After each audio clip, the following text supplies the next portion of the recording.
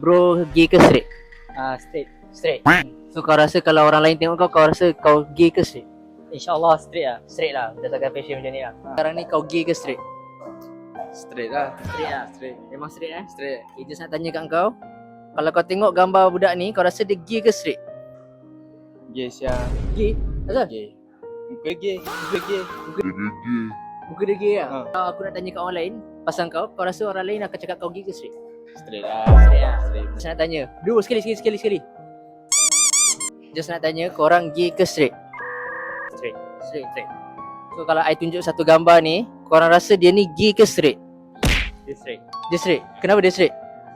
Kau tengok outfit dia lah. Outfit dia nampak metal lah. Ha. So kalau korang rasa, orang lain tengok korang rasa orang cakap korang gay ke straight?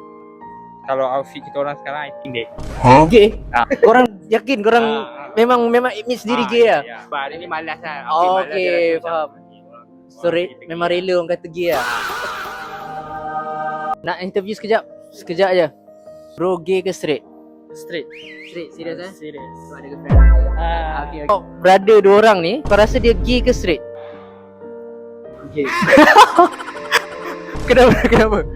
Sebab dia ada love-love. Lepas tu dia macam ni kan. Dia gay tu. Aku tak bagi nak judge lah, tapi betul lagi eh.